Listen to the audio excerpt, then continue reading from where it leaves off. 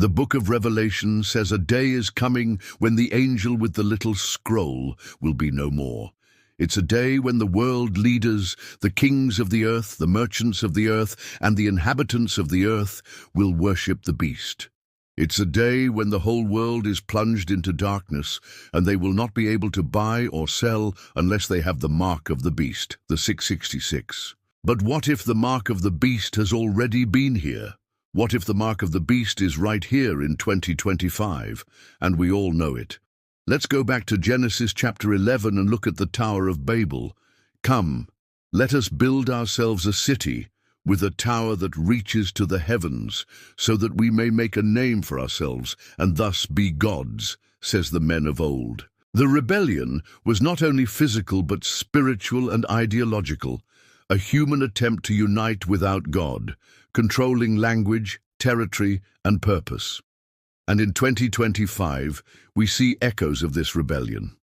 Global unification efforts outside of God's will are increasing with talk of one-world humanity, unified spiritual leadership, and shared ethical systems. Organizations discuss a universal religion, climate-based ethics, and borderless values. Technology is becoming the new tower, AI as a digital god, transhumanism seeking immortality without God, and a global neural network creating a new universal language. Revelation 13 and 17 introduces the false prophet, a spiritual figure who unites the nations under one religion, which mirrors Nimrod's role in Babel. And today, like Nimrod, the false prophet uses technology to further his cause. Right now, an entity exists that has all the makings of the Tower of Babel and the beast system of Revelation 13 and 17. This is the first part of our series, exposing the new Tower of Babel being built right now before our very eyes. We'll begin by connecting Genesis 11 with Revelation 17, and then we'll examine what is happening in 2025. Let's go to Revelation 17 and read verses 12 and 13. Then the woman was given power to make the whole world follow her, to be taken captive by her. Here the text clearly indicates that the woman will have global power and influence. Verse 13 says, "And he carried me away in the spirit into the wilderness, and I saw a woman sitting on a scarlet beast which had 7 heads and 10 horns. And the beast was full of blasphemies, and it had 7 heads and 10 horns." Now some people believe that this woman is the same woman mentioned in verse 15, who is described as having 7 heads and 10 horns. However, the word woman does not appear in this verse.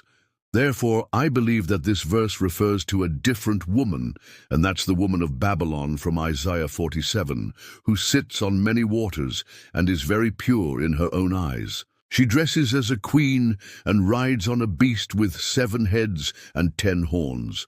Now, if we go back to the Tower of Babel in Genesis 11, we see a similar description of this woman. The men said, "Come, let us build ourselves a city with a tower whose top is in the heavens.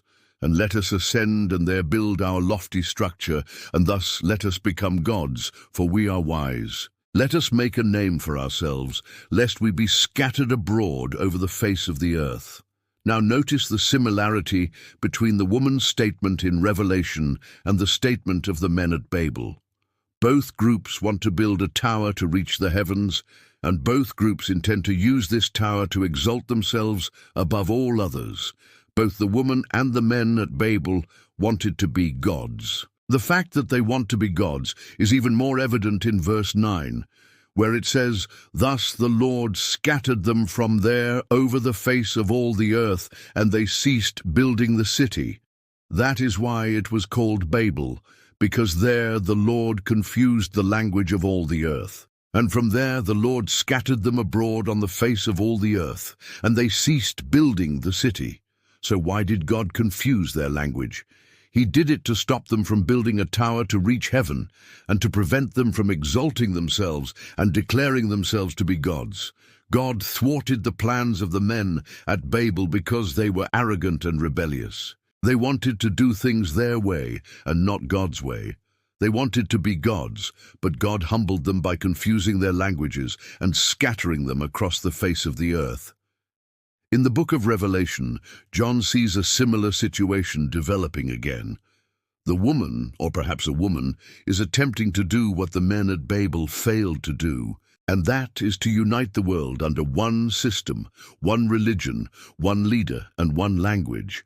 The woman wants to build a new tower.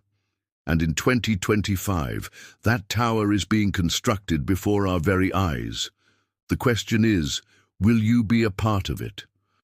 Hey everyone, thanks for checking out this video. If you enjoyed this message, please share it with your friends and family. Also, don't forget to subscribe to receive notifications of our next videos. Thanks for watching. We'll see you soon.